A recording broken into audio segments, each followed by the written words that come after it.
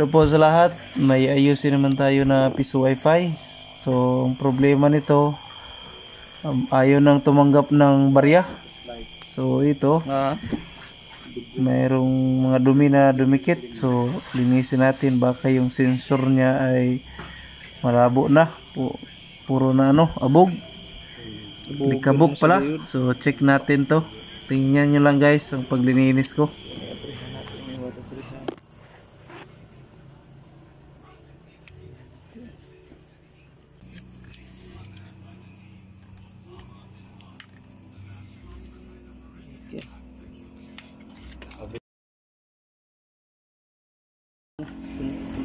Dito yung lagpo.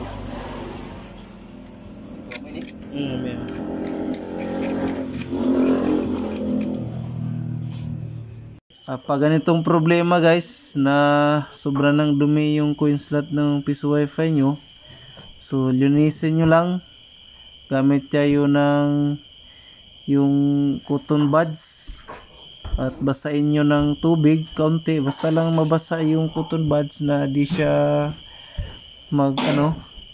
tumagas or yon, sobra ka basa yung cotton buds, pwede na yan. At linisan nyo yung sensor nyan. So tingnan nyo kung may namumuo na bang mga bahay ng lawa dyan o kaya yung mga alikabok na nakabara.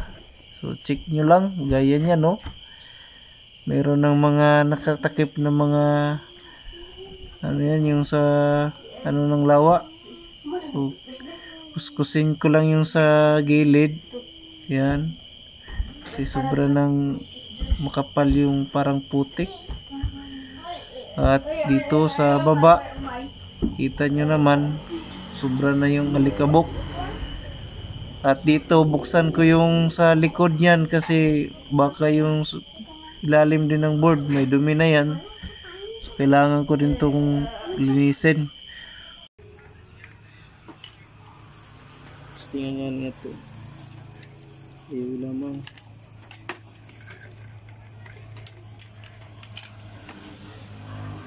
So ayan, kita niyo naman guys, marumi yung ilalim niya. So linisin ko rin to.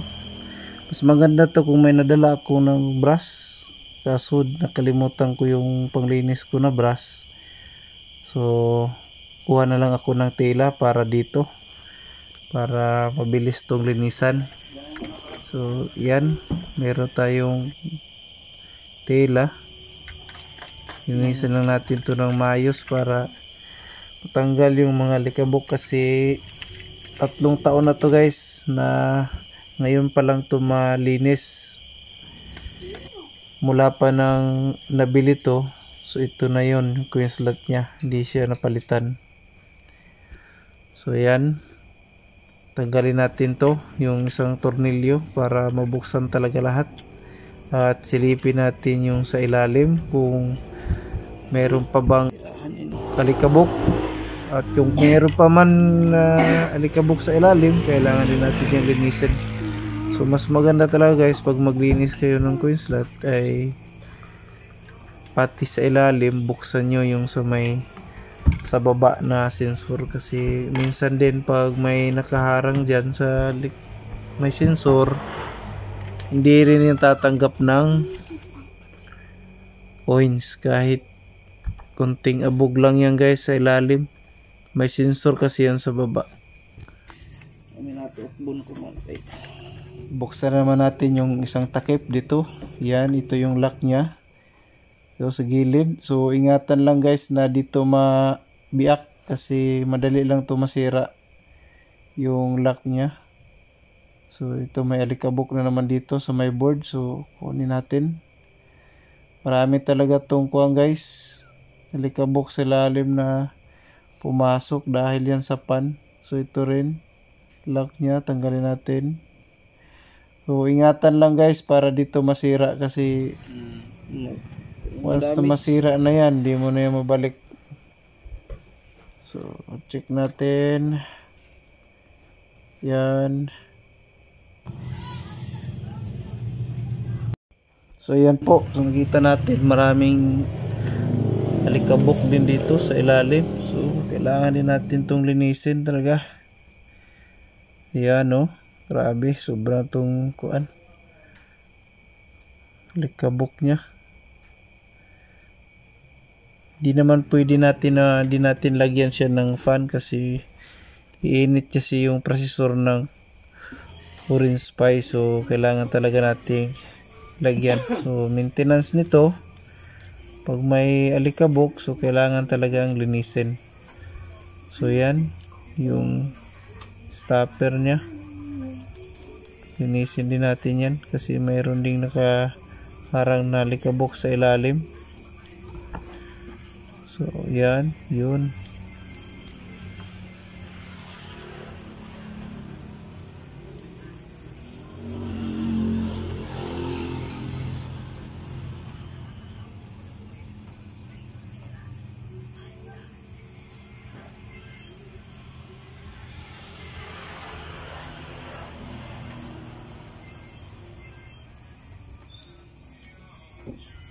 Yung kahamok ba mo?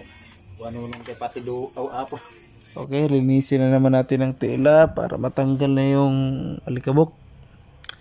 So kung ang coin slot nyo ay may alikabok kagaya nito, so ganun lang yung paglinis guys, para di na kayo makakuha ng technician, makapagasto pa.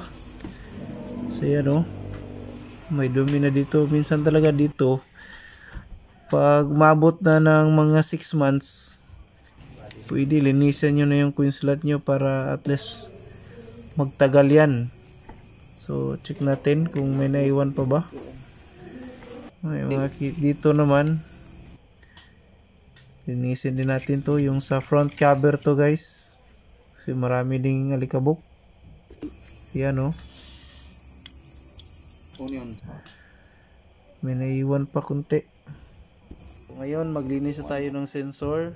Ito yung cotton buds na gagamitin ko. Dagdagan ko lang kasi kunti lang yung kanina. Yan.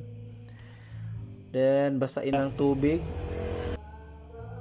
Tapos yung sakto lang na kabasa yung cotton buds. Then unahin natin dito sa baba. Yan. Pagkatapos ng malinisan itong isang sensor, so ito namang isa yung katabi niya. So iwasan lang guys na di masyado basa yung cotton buds natin para di papasok sa board yung tubig.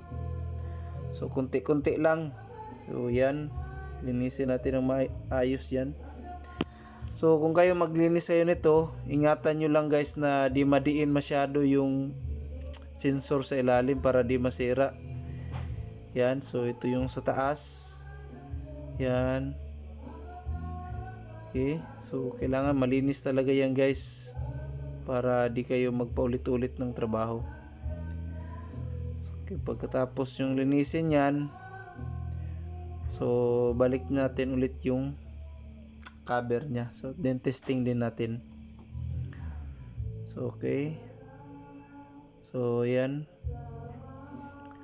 palit na naman tayo ng cotton buds. Yung hindi basa na yung gagamitin natin para malinis yung sa ilalim. So ulitin na naman natin yung proseso. So sa ngayon di na natin to lagyan ng tubig, cotton buds lang para makuha yung alikabok sa ilalim. So yan, so, malinis na yan. So sa ulit guys, ingatan nyo na di masyado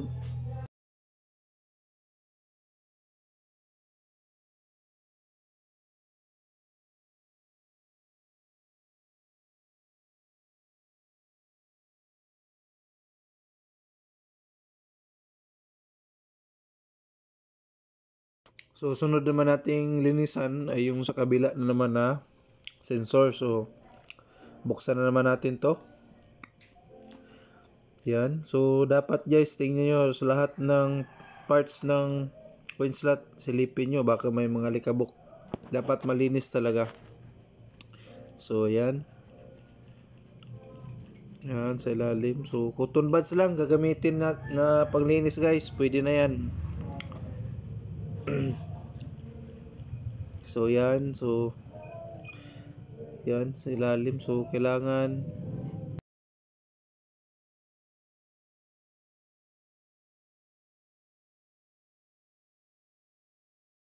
So balik na natin yung cover.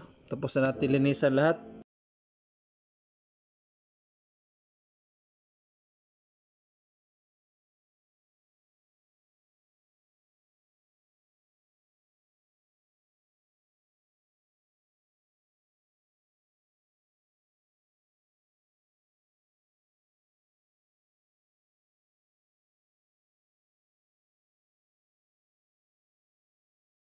So yan guys, so, testing na natin.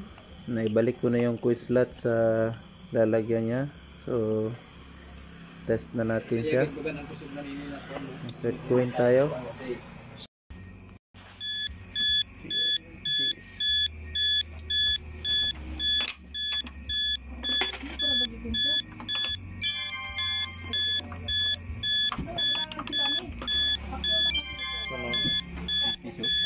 Piso. So okay guys, tapos na. So sana po ay nakatulong din tong video to sa may mga problema sa coin slot. Yun lang po. Maraming salamat.